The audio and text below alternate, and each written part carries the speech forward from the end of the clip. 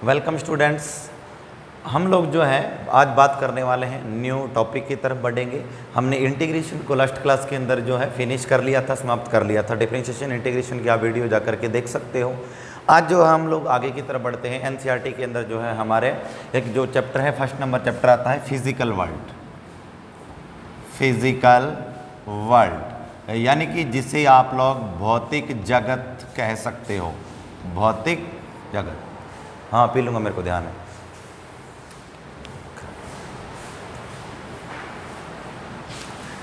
तो भौतिक जगत के अंदर, फिजिकल वर्ल्ड के अंदर हम जो पढ़ने वाले हैं वो है फोर्सेस की बात करेंगे, यानी कि जो है बल पढ़ेंगे हम।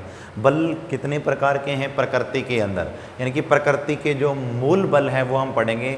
नेचर के जो फोर्सेस हैं उनके बारे में हम पढ़ेंगे। तो सबसे पहले जो बच्चों हम देखें जो फोर्स आता है वो आता है ग्रेविटेशन फोर्स। ग्रेविटेशन फोर्स जिसे आप गुरुत्वाकर्षण बल कहते हो। गुरुत्वाकर्षण बल यानी कि ग्रेविटेशन फोर्स। तो बच्चों हम देखते हैं ग्रेविटेशन फोर्स जो होता है, गुरुत्वाकर्षण बल होता क्या है। यानी कि कोई भी दो मास की ऑब्जेक्ट है, दो द्रव्यमान वाली वस्तु हैं, वो एक दूसरे को जो है अट्रैक्ट करती है, तो जो फोर्स लगता है that is called gravitational force, वो गुरुत्वाकर्षण बल होता है। फॉर एग्जांपल बात करें हम, कोई भी वस्तु है, किसी भी ऑब्जेक्ट को हम ऊपर की ओर फेंकते हैं तो वो ऊपर नहीं चली जाती, वो वापस नीचे गिर जाती है। यानी कि जो अर्थ है वो उस वस्तु को अट्रैक्ट कर लेती है अपनी ओर। यही जो अर्थ है उस ऑब्जेक्ट के ऊपर जो फोर्स लगा रही है, यही ग्रेविटेशनल फोर्स होता है, ग्रेविटेशन फोर्स होता है। यानी कि कोई भी वस्तु होती है, हम ऊपर की तरफ फेंकें उसको तो पृथ्वी उसको अपनी ओर आकर्षित कर लेती है। वो वस्तु कभी भी ऊपर की ओर नहीं जाती है, पृथ्वी की ओर। कोई भी वस्तु का आप ऊपर फेंकिए, कुछ समय के बाद जो है वापस पृथ्वी के ऊपर गिर जाती है। जैसे फॉर एग्जाम्पल हमने फेंका, वापस इसके ऊपर जो है अर्थ के ऊपर, पृथ्वी के ऊपर नीचे गिर गई है। तो कहने का मतलब पृथ्वी जो है वो प्रत्येक वस्तु को अपनी ओर आकर्षित करती है, अपनी ओर अट्रैक्ट करती है। आकर्षित करने के लिए, अपने पास लाने के लिए एक बल लगाना पड़ेगा, एक फोर्स की जरूरत होती है। उसी फोर्स को, उसी बल को बच्चों हम कौन सा बल कहते हैं? गुरुत्वाकर्षण बल कहते हैं, ग्रेविटेशन फोर्स कहते हैं। और ग्रेविटेशन फोर्स हमेशा एक अट्रैक्शन फोर्स होता है, मतलब ये हमेशा एक आकर्षण बल होता है। और ये दो मास वाली ऑब्जेक्ट के बिटवीन वर्क करता है, दो द्रव्यमान वाली वस्तुओं के बीच लगता है, दो द्रव्यमानों के बीच कार्यरत होता है। जैसे हम बात कर लेते हैं, एक कोई ऑब्जेक्ट है, उसका मास है m1, यानी कि एक वस्तु, उसका द्रव्यमान है m2। एक वस्तु, एक ऑब्जेक्ट यहाँ पड़ी है जिसका मास, जिसका द्रव्यमान है m2। दोनों के बीच की जो डिस्टेंस है, दूरी है, वो कितनी है बच्चों? स्मॉल r है। यानी कि ये वाली ऑब्जेक्ट इसको अपनी ओर अट्रैक्ट करेगी, इसके ऊपर एक बल लगाएगी, और ये वाली इसको खींचेगी, यानी कि ये वाली इस पर बल लगाएगी, ये वाली इस पर एक बल लगाएगी। तो दोनों एक दूसरे के ऊपर वस्तुएं बल लगा रही है। ये जो बल होता है बच्चों, कौन सा बल लगता है? गुरुत्वाकर्षण बल होता है। कौन सा बल होता है? गुरुत्वाकर्षण बल, ग्रेविटेशन फोर्स होता है। और अपने को पता है कि जितना मास बड़ा होगा, वस्तु का जो द्रव्यमान है जितना बड़ा होगा, बल हमें उतना ही ज़्यादा लगाना पड़ेगा। हल्की वस्तु को खींचने के लिए कम बल लगेगा, भारी वस्तु होगी, हैवी ऑब्जेक्ट होगी, उसको अट्रैक्ट करने के लिए, खींचने के लिए हमें बल भी ज़्यादा लगाना पड़ेगा। यानी कि इन दोनों के बिटवीन बच्चों अगर फोर्स की बात करें, बल की, तो दोनों मास की मल्टीपल की डायरेक्टली प्रोपोर्शनल होता है। यानी कि दोनों वस्तुओं के द्रव्यमान के गुणनफल के क्या होता है? समानुपाती। पहले का द्रव्यमान मास m1 है, दूसरे का द्रव्यमान मास m2 है, दोनों का मल्टीपल द्रव्यमान जो है इनके समानुपाती हुआ। और अपने को पता है दोनों के बिटवीन की डिस्टेंस के वर्ग के व्युत्क्रमानुपाती होता है। यानी कि दूरी जो है, डिस्टेंस जितने पास पास रखे होंगे, दूरी जितनी कम होगी, फोर्स उतना ज़्यादा लगेगा। कम डिस्टेंस के ऊपर आसानी से फोर्स लग जाएगा। डिस्टेंस जितनी ज़्यादा होगी दोनों ऑब्जेक्ट के बिटवीन की जो फोर्स है उतना ही क्या लगता है? कम लगता है। तो F इकट्ठा करके लिखें, F proportional m1 m2 upon r square आ जाता है। तो दोनों का बच्चों हमने इकट्ठा करके लिखा, तो हम जो है कुछ इस प्रकार से इसको लिख सकते हैं। समानुपाती का निशान हटाएं तो माइनस का g आता है बच्चों। क्या आता है? माइनस का g। g यहाँ पर एक कांस्टेंट होता है जिसे गुरुत्वाकर्षण का सार्वत्रिक नियतांक कहते हैं। सार्वत्रिक नियतांक कहते हैं, यूनिवर्सल कांस्टेंट होता है। ग्रेविटेशनल यूनिवर्सल कांस्टेंट कहते हैं स्मॉल g को, एक कांस्टेंट होता है जिसकी वैल्यू होती है 6.67 इंटू 10⁻⁻11 न्यूटन मीटर स्क्वायर पर किलोग्राम स्क्वायर। यूनिट वगैरह जो हम आगे पढ़ लेंगे वो एक बार हम उसकी बात नहीं करेंगे। जी की वैल्यू हमेशा इतनी रहेगी और ये एक फिक्स वैल्यू होती है बच्चों, एक कांस्टेंट वैल्यू होती है, इसमें कभी कोई चेंज नहीं हो सकता। हम बात करें ग्रेविटेशन फोर्स की, बात कर रहे थे गुरुत्वाकर्षण बल की, कि दो ऑब्जेक्ट है, दो वस्तुएं हैं, दोनों एक दूसरे को अट्रैक्ट कर रही है, दोनों एक दूसरे के ऊपर फोर्स लगाती है, बल लगाती है, उसे हम कौन सा बल कहते हैं? गुरुत्वाकर्षण बल, ग्रेविटेशन फोर्स कहते हैं। ये जो फोर्स होता है ये बल हमेशा कहाँ काम करेगा? जो हमेशा जो दो मास की ऑब्जेक्ट है, दो द्रव्यमानों के बीच में काम करता है। एक का मास m1 दूसरे का मास m2 है, दोनों के बिटवीन की जो बच्चों डिस्टेंस है वो कितनी है? स्मॉल r है। तो जो फोर्स होगा m1 m2 दोनों के द्रव्यमानों के गुणनफल के समानुपाती, दोनों के बिटवीन की जो डिस्टेंस है उसके स्क्वायर के इनवर्सली प्रोपोर्शनल, वर्ग के व्युत्क्रमानुपाती होता है। बच्चों हमने दोनों को इकट्ठा करके लिखा तो m1 m2 upon r square आ सकता है। प्रोपोर्शनल समानुपाती हटा रहे हैं तो माइनस जी आ जाता है। जी यहाँ पर यूनिवर्सल कांस्टेंट होता है, गुरुत्वाकर्षण का सार्वत्रिक नियतांक होता है, जिसकी वैल्यू बच्चों हमेशा इतनी रहेगी, ये फिक्स होती है, इसमें कभी कोई चेंज नहीं आ सकता है। इसके बाद बच्चों नेक्स्ट आता है सेकंड फोर्स की बात करेंगे हम। फर्स्ट हमने ग्रेविटेशनल फोर्स पढ़ा, सेकंड होता है इलेक्ट्रोमैग्नेटिक फोर्स। इलेक्ट्रोमैग्नेटिक फोर्स यानी कि जिसे हम विद्युत चुंबकीय बल कहते हैं, विद्युत चुंबकीय बल, इसे इलेक्ट्रिक फोर्स भी कहते हैं, विद्युत बल भी कहते हैं। अब ये कहाँ लगेगा? देखो हम ग्रेविटेशन की बात कर रहे थे तो वो दोनों जो ऑब्जेक्ट थी उसके मास के बिटवीन कार्य कर रहा था, उनके द्रव्यमानों के बीच। बट जो इलेक्ट्रिक फोर्स होगा, विद्युत चुंबकीय बल होगा, वो कहाँ काम करेगा बच्चों? दो ऑब्जेक्ट होगी उनकी चार्ज के ऊपर डिपेंड करेगा। कि एक ये ऑब्जेक्ट ले लेते हैं, इसका चार्ज ले लेते हैं हम Q1 यानी कि इसका आवेश, इसके चार्ज की बात कर लेते हैं, इसका चार्ज है, इसका आवेश है Q2, दोनों के बिटवीन की डिस्टेंस है r। यानी कि जब दो चार्ज जो है एक दूसरे से स्मॉल r डिस्टेंस के ऊपर प्रेजेंट है तो जो है इनके बिटवीन जो है इलेक्ट्रिक फोर्स काम करेगा। अब इलेक्ट्रिक फोर्स जो है अट्रैक्टिव भी हो सकता है और रिपल्सिव भी हो सकता है, यानी कि आकर्षण प्रकृति का भी हो सकता है और बच्चों प्रतिकर्षण प्रकृति का भी हो सकता है। बट बात करें ग्रेविटेशन फोर्स की, गुरुत्वाकर्षण बल की, तो वो केवल और केवल आकर्षण प्रकृति का था। अब आकर्षण अट्रैक्शन कब होगा, प्रतिकर्षण रिपल्शन कब होगा, उसकी हम बात कर लेते हैं। कि इफ दो चार्ज हैं, ये भी प्लस का है और ये भी प्लस प्लस का है, दोनों प्लस प्लस के हैं, यानी कि जब दोनों सेम चार्जेस होंगे, उनका नेचर सेम होगा, तो जो फोर्स होगा रिपल्शन होगा, एक दूसरे को दूर भगाएंगे। ये भी प्लस का आवेश है, ये भी प्लस का है, तो जो बल लगेगा, फोर्स लगेगा, रिपल्शन होगा, प्रतिकर्षण बल लगेगा। ये भी माइनस का है, ये भी माइनस का, तो भी दोनों सेम है, तो भी रिपल्शन फोर्स लगेगा। ये प्लस का है और ये माइनस का है, तो बच्चों जो फोर्स लगेगा वो कौन सा होगा? अट्रैक्शन फोर्स होगा, आकर्षण बल होगा। कि दोनों सेम नेचर के हैं, दोनों समान प्रकृति के हैं, तो बल प्रतिकर्षण लगेगा, यानी दोनों एक दूसरे को दूर दूर भगाएंगे। और इफ दोनों अपोजिट प्रकृति के हैं, विपरीत प्रकृति के हैं, अपोजिट नेचर के हैं, तो दोनों एक दूसरे के पास पास आएंगे, एक दूसरे को अट्रैक्ट करेंगे, यानी कि जो बल होगा वो आकर्षण प्रकृति का होगा। और अब जो इनके बिटवीन फोर्स लगता है वो वर्क कैसे करेगा? दोनों चार्ज के जो होगा मल्टीपल के डायरेक्टली प्रोपोर्शनल होता है, वो चार्जेस के बिटवीन की जो डिस्टेंस होती है उसके स्क्वायर के इनवर्सली प्रोपोर्शनल होता है। यानी कि दोनों आवेशों के गुणनफल के समानुपाती है और दोनों आवेशों के बीच की जो दूरी है उसके वर्ग के व्युत्क्रमानुपाती, उसका रिवर्स है, उसका उल्टा हमें दिखाई दे रहा है।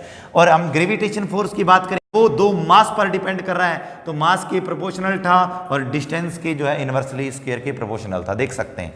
बट यहाँ आवेश की बात हो रही है, तो बस फर्क इतना, ये दो द्रव्यमानों पर निर्भर करता है और ये दो आवेशों पर निर्भर करता है, यानी कि ये मास पर डिपेंड करेगा और ये जो फोर्स होता है बच्चों चार्ज के ऊपर डिपेंड करता है।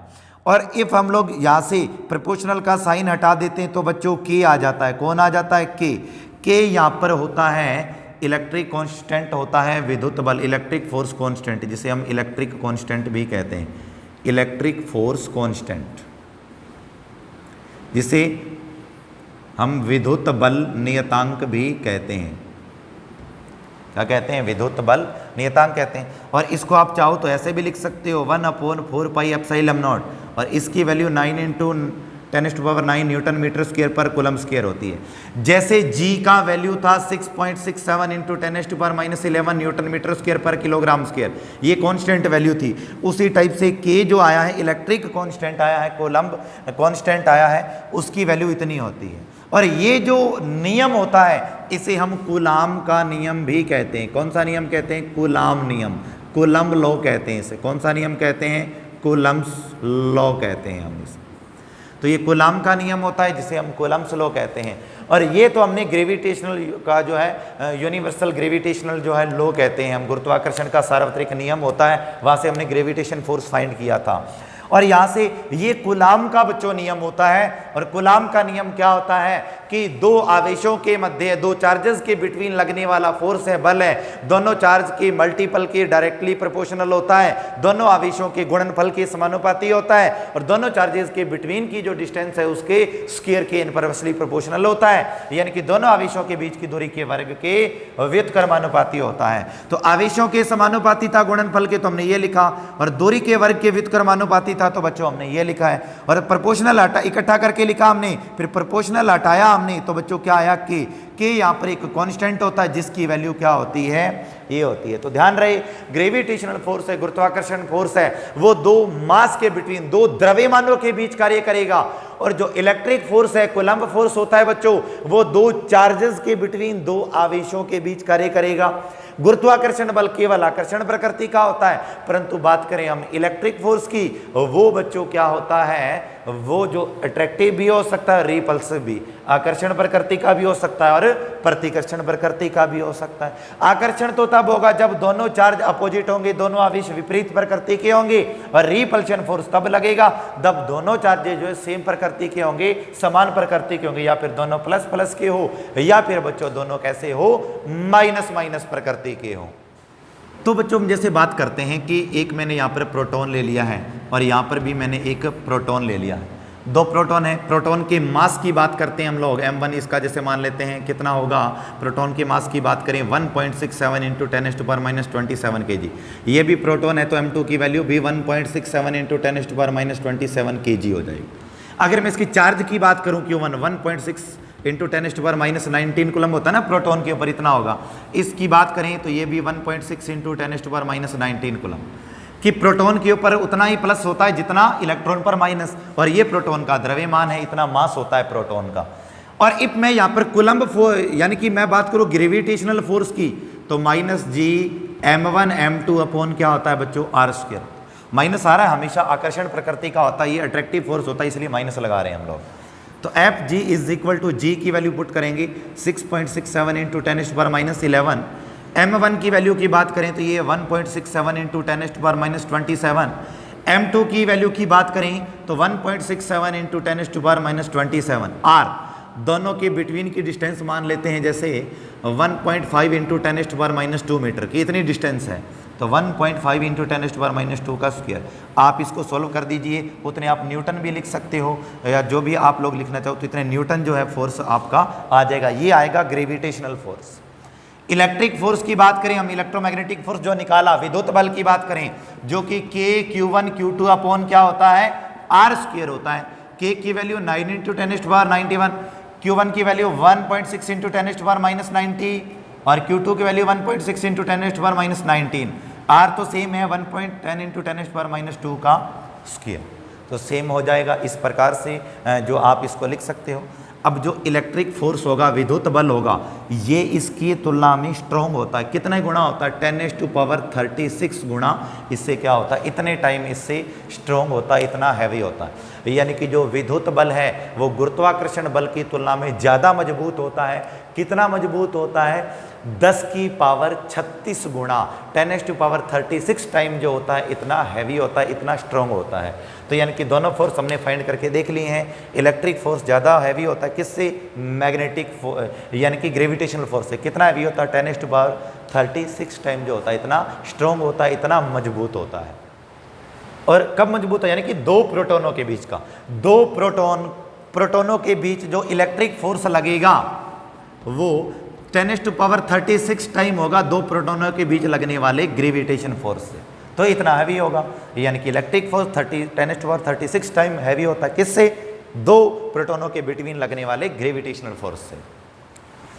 फिर बच्चों हम बात करते हैं नेक्स्ट फोर्स की, प्रबल नाभिकीय बल। प्रबल नाभिकीय बल यानी कि स्ट्रॉन्ग न्यूक्लियर फोर्स। तो ये क्या होता है, स्ट्रॉन्ग जो है न्यूक्लियर फोर्स क्या होता है, देखते हैं हम लोग। प्रबल नाभिकीय बल की बात करते हैं हम लोग, क्या हो सकता है प्रबल नाभिकीय बल यानी कि स्ट्रॉन्ग न्यूक्लियर फोर्स की यदि हम बात करें तो आइए बच्चों हम इसको देखते हैं। न्यूक्लियस क्या होता है सबसे पहले देखते हैं। आपने देखा ये एटम होता है यानी कि परमाणु। परमाणु के मध्य भाग में कौन रहता है, नाभिक रहता है बच्चों। कौन रहता है, नाभिक रहता है। और ये कौन होता है, एटम की जो है ऑर्बिट्स होती, कक्षाएं होती हैं जिनके अंदर इलेक्ट्रॉन वर्ताकार कक्षाओं में चक्कर लगाता है। ये बात आपने केमिस्ट्री के अंदर पढ़ी होगी, जो है स्टार्टिंग के अंदर पढ़ के आते हो केमिस्ट्री के बेसिक पार्ट के अंदर। और नाभिक जो होता है न्यूक्लियस यानी कि ये तो परमाणु होता है, परमाणु का जो ये भाग होता है केंद्र भाग नाभिक। नाभिक में कौन होते हैं, प्रोटॉन और न्यूट्रॉन होते हैं। प्रोटॉन के ऊपर उतना ही पॉजिटिव चार्ज होता है जितना इलेक्ट्रॉन के ऊपर नेगेटिव होता है। न्यूट्रॉन एक न्यूट्रल उदासीन होता है जिसके ऊपर कोई भी आवेश नहीं होता है। अब बात करते हैं न्यूक्लियर फोर्स की, स्ट्रॉन्ग न्यूक्लियर फोर्स की। न्यूक्लियर फोर्स दुनिया का सबसे स्ट्रॉन्ग फोर्स होता है, वर्ल्ड का सबसे स्ट्रॉन्गेस्ट फोर्स की बात करें that is called strong nuclear force होता है, यानी कि प्रबल नाभिकीय बल सबसे स्ट्रॉन्ग फोर्स होता है।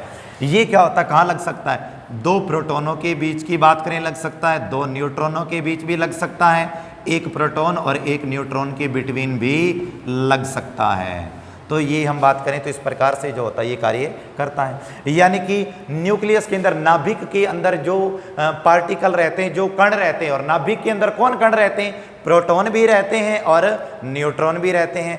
तो इनके मध्य जो फोर्स लगेगा वो कौन सा फोर्स कहलाता है, न्यूक्लियर फोर्स कहलाता है, स्ट्रॉन्ग न्यूक्लियर फोर्स। और इनके बिटवीन कण प्रोटॉन और न्यूट्रॉन होते हैं यहाँ पर, तो दो प्रोटॉनों के बीच लगने वाला फोर्स, या फिर दो न्यूट्रॉनों के बिटवीन लगने वाला फोर्स, या फिर एक प्रोटॉन और एक न्यूट्रॉन के बिटवीन लगने वाला फोर्स जो होता है, कौन सा फोर्स हो सकता है, प्रबल नाभिकीय बल यानी कि स्ट्रॉन्ग न्यूक्लियर फोर्स हो सकता है। और ये जो फोर्स होता है, न्यूक्लियर फोर्स होता है, ये जो बच्चों होता है इलेक्ट्रिक फोर्स की कंपेरिजन 100 टाइम स्ट्रॉन्ग होता है। यानी कि जो नाभिकीय बल होता है, प्रबल नाभिकीय बल, वो विद्युत चुंबकीय बल की तुलना में 100 गुना ज़्यादा प्रबल होता है, 100 गुना ज़्यादा स्ट्रॉन्ग होता है, उतना हैवी होता है।